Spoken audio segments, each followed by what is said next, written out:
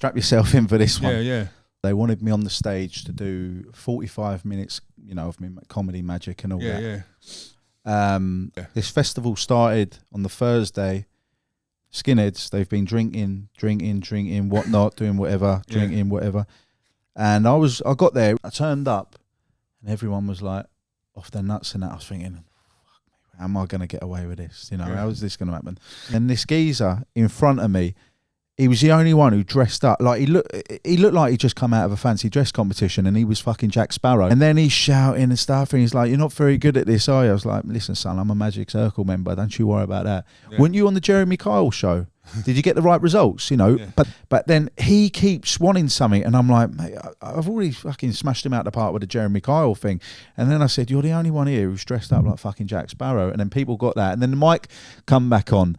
And I was like, right, let's start again from the beginning. And he's like, no, I'd rather you didn't. I was like, fucking listen. Halfway through this trick, and he I think all of a sudden, I could hear him say the bloke's a bit of a cunt anyway. And as soon as I heard that, it just switched me a bit. And I took the mic off and I walked off the stage. I just said, look, mate, if it ain't for you, just go back to your tent and drink your fucking special brew. You know, you haven't got to ruin it for other people.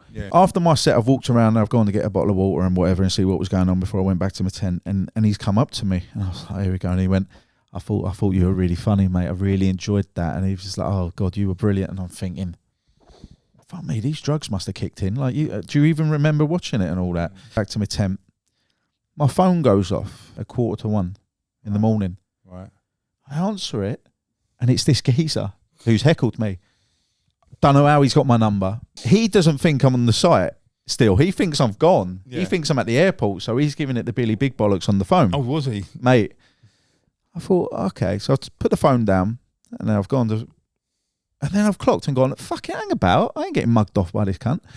So I'm walking around the campsite, right, looking like fucking, what's his name? Liam Neeson in Taken. I'm like, I'm going to find this geezer. I found him, right? And he's by a campfire with all these mates, right?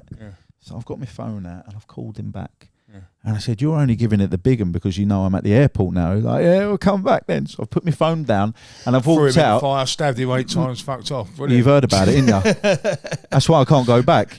But he completely fucking bricked it because he didn't think I was there. No.